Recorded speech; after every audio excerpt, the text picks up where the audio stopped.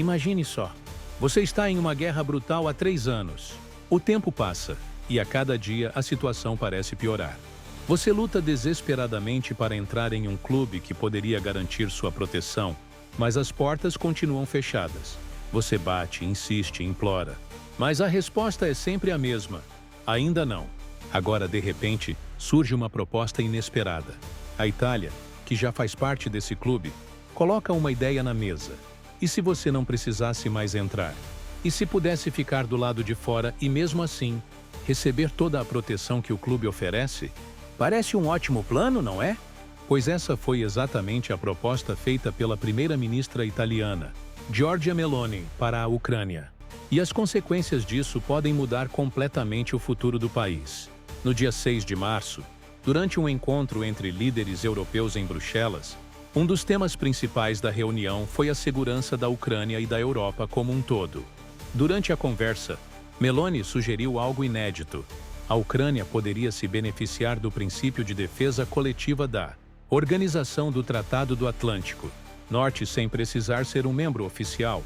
Nas palavras da própria Meloni, acredito que essa seria uma garantia de segurança estável, duradoura e eficaz, mais do que algumas das propostas que estão sendo discutidas. Mas por que isso é tão importante agora? Porque os Estados Unidos, que sempre tiveram uma posição central dentro da Organização do Tratado do Atlântico Norte, estão cada vez mais se afastando de seu papel tradicional dentro da aliança. Ao mesmo tempo, sua postura em relação à Rússia está mudando. Isso coloca a Ucrânia em uma situação delicada, porque o grande objetivo do presidente Volodymyr Zelensky sempre foi entrar na Organização do Tratado do Atlântico Norte de forma oficial. Em outubro do ano passado, durante um encontro com o então secretário-geral da aliança, Mark Rutte, Zelensky deixou isso bem claro. Nosso objetivo principal é a adesão completa da Ucrânia à Organização do Tratado do Atlântico Norte. A Ucrânia pode se tornar o 31º membro da aliança. Os ucranianos merecem isso. Mas, na prática, essa adesão não tem sido fácil. Se analisarmos bem, a proposta da Itália pode parecer interessante à primeira vista. Mas ela levanta uma questão muito delicada. Afinal, até onde vai a proteção do artigo 5 da Organização do Tratado do Atlântico Norte? Esse artigo é o coração da aliança, e entender seus detalhes pode nos dar uma visão mais clara do que está realmente em jogo. Para entender melhor a proposta da Itália e suas implicações, precisamos olhar mais de perto para o famoso artigo 5 da Organização do Tratado do Atlântico Norte. Ele é o princípio fundamental da aliança e funciona como um pacto de defesa mútua entre os países membros. A parte mais importante do artigo 5 diz o seguinte: as partes concordam que um ataque armado contra um ou mais membros na Europa ou na América do Norte será considerado um ataque contra todos. Em outras palavras, se um país membro for atacado, todos os outros são obrigados a defendê-lo. Essa é uma proteção sem precedentes no mundo moderno, funcionando contra ataques convencionais e até mesmo contra ameaças nucleares. E é exatamente por isso que a Organização do Tratado do Atlântico Norte tem sido tão eficaz em manter e expandir sua influência nas últimas 3 décadas. Afinal, qualquer país que pense em atacar um membro da aliança sabe que estará comprando briga com algumas das maiores potências militares do planeta. Mas existe um detalhe importante aqui. O artigo 5 não foi criado para resolver conflitos já em andamento. Ele funciona mais como um escudo de proteção preventiva do que como uma ferramenta para intervir em guerras existentes. Vamos pensar no seguinte cenário. Quando um país entra para a aliança, ele recebe a garantia de que, se for atacado, os outros membros virão em sua defesa. Esse é o grande dissuasor da organização. O simples fato de um país estar dentro da aliança já faz com que seus inimigos pensem 2 vezes antes de atacá-lo. Mas e se um país já estiver em guerra antes de entrar para a aliança? Bom, aí a coisa muda completamente. Se a Ucrânia fosse aceita como membro agora, no meio do conflito com a Rússia, o artigo 5 seria acionado automaticamente. E isso significaria que todos os países da aliança, incluindo potências nucleares como os Estados Unidos, França e Reino Unido, seriam obrigados a entrar em guerra direta contra a Rússia. E esse é o principal motivo pelo qual a Organização do Tratado do Atlântico Norte tem sido tão hesitante em discutir a inclusão da Ucrânia durante a guerra. Porque, no fundo, a aliança não foi criada para lidar com situações como essa. O artigo 5 não é uma ferramenta de ataque, mas sim um mecanismo de prevenção. Ele não serve para resolver guerras que já começaram, mas para evitar que novas guerras aconteçam contra os países membros. E é exatamente por isso que a proposta da Itália levanta tantas dúvidas. Se a Ucrânia realmente puder receber a proteção da aliança sem ser um membro oficial, isso pode abrir um precedente perigoso. Afinal, até onde vai essa proteção? Isso significaria que qualquer país poderia receber ajuda da aliança, sem precisar seguir todas as regras e compromissos de um membro oficial. Essa ideia pode parecer interessante para a Ucrânia, mas também pode enfraquecer a estrutura da Organização do Tratado do Atlântico Norte no longo prazo. Agora pare e pense um pouco.